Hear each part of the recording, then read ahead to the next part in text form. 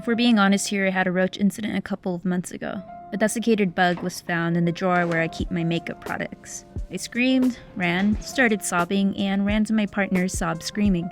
This freaked him out since I couldn't communicate over my sobs, and he assumed I was about to share something terrible. I saw this fear, felt terrible for putting it there, and finally took a deep breath and told him what I found. He nobly proceeded to tend to it, and I went ahead and joined him, thinking I can handle this. But instead, I was kind of hovering by his shoulder, screaming anytime he was touching it with his weapon of choice, which was a paper towel. I stepped away and I realized 3 different things. I need to get rid of some makeup. I need to deep clean all brushes and products. And 3, my aversion to roaches is too extreme and needs to be worked on. I don't want to befriend roaches like I might the occasional innocent spider, but I definitely need to respond without the guttural fear that roaches tend to make me feel.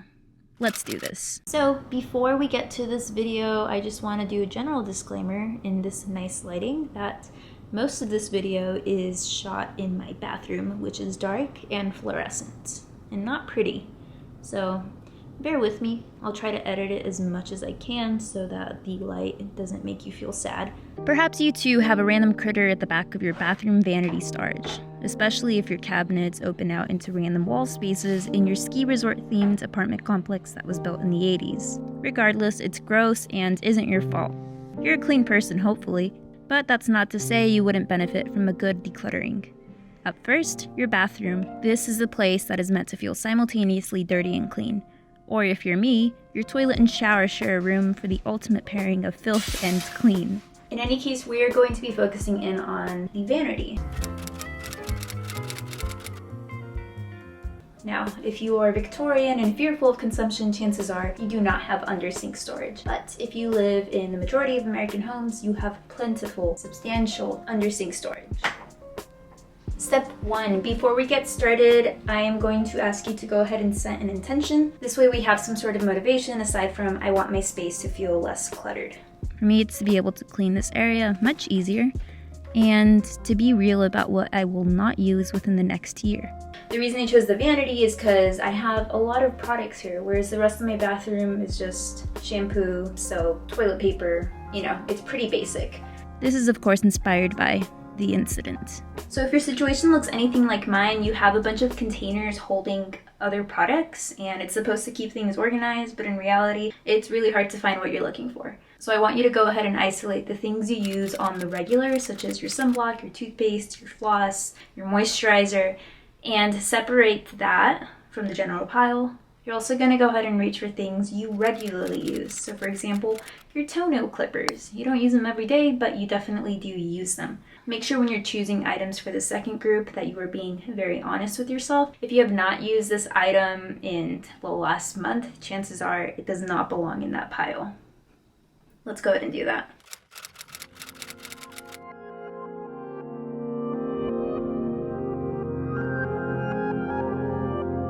By virtue of just having everything out of the cabinets, or at least like the cabinets opened, I can see what I have. I don't feel compelled to put everything into a single pile because that in itself will take a lot of time, which I don't have.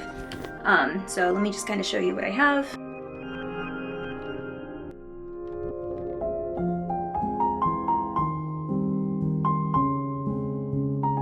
You might run into your collection of backups here, so keep those of course.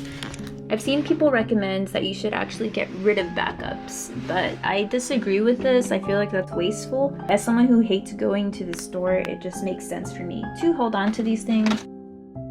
Finally, let's get rid of as many unused products as possible. Naturally, these should be things we haven't sorted out yet. Anything that you do intend to get rid of, please just make sure you are disposing of it properly, or if you have a sibling or someone who might want to use that product, I recommend asking them. And of course, all of these are optional. Just do what will actually work for you. And our third step will be organizing. So this is where the decluttering, the hard part, is past and we actually start to see good things come out of this. So I went ahead and cheated and did all of the organizing with my partner because he had just gotten back from work and his things are not for me to throw away. Aim for a virtually empty surface. I love these kinds of surfaces because it means they're easier to clean, like I said earlier. Moreover, a clean and empty surface implies that you have your life in order and your things all have a proper home. You'll see the counter hasn't changed very much. In the corner, we just have makeup brushes, but I honestly might change this because I don't like how it could collect dust if I don't use it every day. Things that might be used every day but are small and unsightly. My free days cologne, meaning when I don't work, I wear this, and when I work, I wear this. And then this is just my partner's perfume. Up here, the medicine cabinet more or less stayed the same. It's just liquid skincare on the bottom, first aid, and even more first aid at the very top. So this is the drawer I'm most excited about because it contains things we use every day, but it's for 2 people, and it looks pretty clear still. We've got our floss, respective hairbrushes, deodorant, moisturizers, sunblocks, and skincare. Down here are more or less just period products and like bath products, hydrogen peroxide, and rubbing alcohol. Next is our middle drawer. Earlier I had a bunch of things topple over here. Cleaning products mostly stayed the same. A bunch of incense, butt wipes. I call them butt wipes because I refuse to wipe and just call it a day. That's gross. And I don't have a bidet. Here we have a toiletry bag for myself and then my partner's shave kit. That's everything in that little basket. And down here, this actually did improve. This usually is filled to the brim ever since I've owned it since like high school.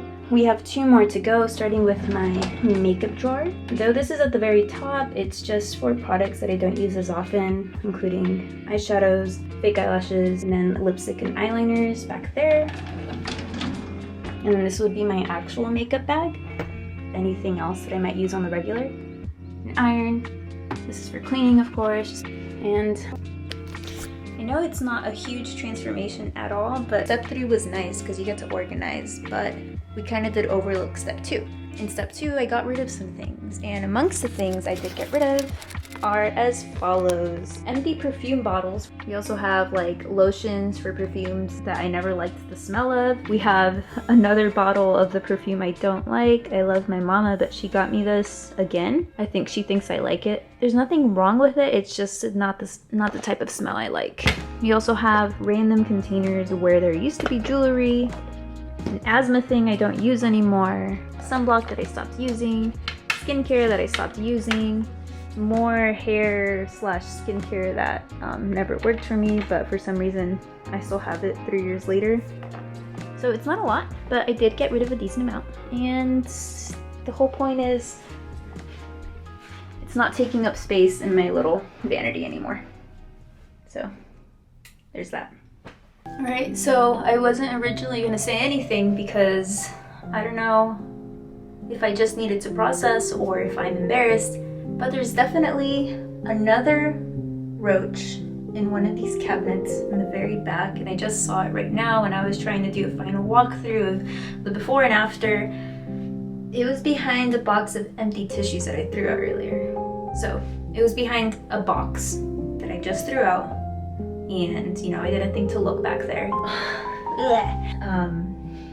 I don't blame myself because this apartment just has random gaps in the walls, and even down here, just random ass gap. Sorry, just a random gap where I imagine roaches might like to congregate. I will close the door in case Puppy thinks it's a good idea to play with that, and I'll wait for my partner to get rid of that. As far as my relationship with the roaches go, it has improved a little, but I still get squeamish and feel sick. Alright, so I'm on my couch now, and unfortunately I will not be decluttering the rest of my home. That was the original plan. I'm just too tired. I would rather go to the gym. And if you look back there, that little table full of things are things I can now get rid of and don't have to worry about anymore. So I think we accomplished what we needed to today. Roach be gone.